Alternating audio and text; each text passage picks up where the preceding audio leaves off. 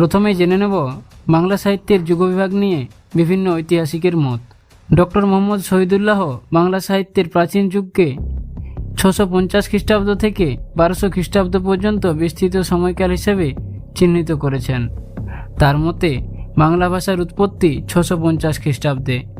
তিনি মধ্যযুগকে আবার দুটি প্রধান উপভাগে বিভক্ত করেছেন: পাঠান আমল 1201 থেকে 1576 খ্রিস্টাব্দ এবং মুঘল আমল 1577 থেকে 1800 খ্রিস্টাব্দ পর্যন্ত, যা রাজনৈতিক ইতিহাসের সাথে সাহিত্যের সময়কালকে সংযুক্ত করে। অন্যদিকে ডক্টর সুনীতি কুমার চট্টোপাধ্যায়ের সুবিখ্যাত গ্রন্থ ODBL অর্থাৎ origin and development of Bengali language গ্রন্থে বাংলা ভাষার উৎপত্তি ও ক্রমবিকাশ নিয়ে মৌলিক গবেষণা ও প্রভাবশালী কাজ করেছেন। তার এই যুগবিভাগটি আরও বিস্তারিত এবং ভাষাতাত্ত্বিক বিবর্তনের উপর অধিক গুরুত্ব আরোপ করে। তার মতে প্রাচীন বা মুসলমান পূর্বযুগ 950 থেকে 1200 খ্রিস্টাব্দ পর্যন্ত, তুর্কি বিজয়ের যুগ 1200 থেকে 1300 খ্রিস্টাব্দ পর্যন্ত, আদি মধ্যযুগ বা প্রাক চৈতন্য যুগ 1300 থেকে 1500 খ্রিস্টাব্দ পর্যন্ত, অন্তমধ্যযুগ 1500 থেকে 1800 খ্রিস্টাব্দ পর্যন্ত। এই অন্তমধ্যযুগকে আবার তিনি দুটি উপভাগে ভাগ করেছেন: চৈতন্য যুগ বা বৈষ্ণব সাহিত্য 1500 থেকে 1700 খ্রিস্টাব্দ পর্যন্ত এবং নবাবী আমল 1700 থেকে 1800 খ্রিস্টাব্দ পর্যন্ত। সর্বশেষ আধুনিক যুগ 1800 খ্রিস্টাব্দ থেকে বর্তমান কাল পর্যন্ত। অন্যান্য উল্লেখযোগ্য ঐতিহাসিকদের মধ্যে দীনেশচন্দ্র সেন তার বঙ্গভাষা ও সাহিত্য গ্রন্থে বাংলা সাহিত্যের ইতিহাস রচনার প্রথম পূর্ণাঙ্গ প্রয়াস চালান। তিনি বাংলা সাহিত্যকে মোটামুটি এইভাবে ভাগ করেছেন: হিন্দু বৌদ্ধ যুগ 800 খ্রিস্টাব্দ থেকে 1200 খ্রিস্টাব্দ পর্যন্ত, গৌড়ীয় যুগ বা চৈতন্য পূর্ব যুগ, চৈতন্য সাহিত্য বা নবদ্বীপের প্রথম যুগ, সংস্কার যুগ এবং কৃষ্ণচন্দ্রীয় যুগ বা নবদ্বীপের দ্বিতীয় যুগ। তার এই বিভাজন ধর্মীয় ও সাংস্কৃতিক প্রভাবকে প্রাধান্য দেয়। ডক্টর সুকুমার সেনের মতে প্রাচীন বাংলা ভাষা 900 থেকে 1200 খ্রিস্টাব্দ পর্যন্ত বিস্তৃত। শিক্ষাক্ষেত্রে এবং সাধারণ আলোচনায় বাংলা সাহিত্যকে প্রধানত তিনটি বৃহৎ যুগে ভাগ করার প্রবণতা দেখা যায়, যা অধিকাংশ ঐতিহাসিকের মতামতের একটি সম্মিলিত রূপ: প্রাচীন যুগ, মধ্যযুগ এবং আধুনিক যুগ।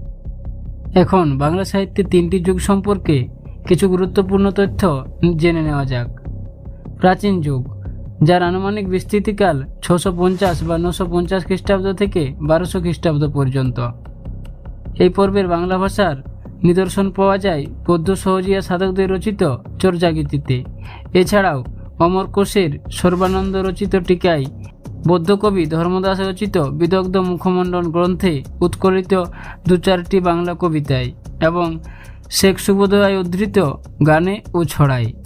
প্রাচীন যুগের সর্বশ্রেষ্ঠ সাহিত্যিক নিদর্শন হল চর্যাপদ, যা 10ম থেকে দ্বাদশ শতাব্দীর মধ্যবর্তী সময়ে রচিত বলে অনুমান করা হয়। এ প্রসঙ্গে একটি কথা জেনে নেওয়া দরকার যে 1200 খ্রিস্টাব্দ থেকে 1350 খ্রিস্টাব্দ পর্যন্ত সময়কালে রচিত বাংলা ভাষার কোনো সাহিত্যিক নিদর্শন পাওয়া যায়নি। সেই জন্য এই 150 বছরের এই পর্বটিকে অনুর্বর পর্ব বা অন্ধকারাচ্ছন্ন পর্ব বলা হয়। এই পর্বটিকে প্রাচীন যুগ না মধ্যযুগের সঙ্গে যুক্ত করা উচিত তা নিশ্চিত করে বলা যায় না, কারণ কোনো উল্লেখযোগ্য সাহিত্যিক নিদর্শন না পাওয়ার ফলে এই পর্বের বাংলা সাহিত্যের কোনো বৈশিষ্ট্য আমরা নির্ণয় করতে পারি না। তাই এই পর্বটিকে অন্ধকারাচ্ছন্ন যুগও বলা হয়ে থাকে। মধ্যযুগ, যার আনুমানিক বিস্তৃতিকাল 1350 খ্রিস্টাব্দ থেকে 1760 খ্রিস্টাব্দ পর্যন্ত। বাংলা ভাষার এই পর্বের তার সুদীর্ঘ প্রায় 400 বছর। এই 400 বছরের দীর্ঘ পর্বটিকে আবার দুটি পর্বে ভাগ করা হয়: আদি মধ্যযুগ এবং অন্ত মধ্যযুগ। আদি মধ্যযুগ, যার আনুমানিক বিস্তৃতিকাল 1350 খ্রিস্টাব্দ থেকে 1500 খ্রিস্টাব্দ পর্যন্ত। বড়ু চণ্ডীদাসের শ্রীকৃষ্ণ কীর্তনের রচনাকাল সম্পর্কে বিতর্ক মতবাদ থাকলেও মোটামুটিভাবে শ্রীকৃষ্ণ কীর্তনকেই আদি মধ্যযুগের একমাত্র সাহিত্যিক নিদর্শন হিসেবে ধরা হয়ে থাকে। অন্তমধ্যযুগ, যার আনুমানিক বিস্তৃতিকাল 1500 খ্রিস্টাব্দ থেকে 1760 খ্রিস্টাব্দ পর্যন্ত। এই পর্বের বাংলা ভাষার নিদর্শন মঙ্গল কাব্যের বিভিন্ন ধারায়, বৈষ্ণব সাহিত্য এবং রামায়ণ, মহাভারত ও ভাগবতের অনুবাদে পাওয়া যায়। আধুনিক যুগ, যার বিস্তৃতিকাল হল 1760 খ্রিস্টাব্দ থেকে বর্তমান কাল পর্যন্ত। বাঙালির মুখের বাংলা ভাষাই এই পর্বের বাংলার শ্রেষ্ঠ নিদর্শন। এই পর্বের বাংলা ভাষার নিদর্শন পাওয়া যায় ফোর্ট উইলিয়াম কলেজের লেখকবৃন্দের এবং খ্রিস্টান মিশনারিদের রচিত বাংলা গ্রন্থে।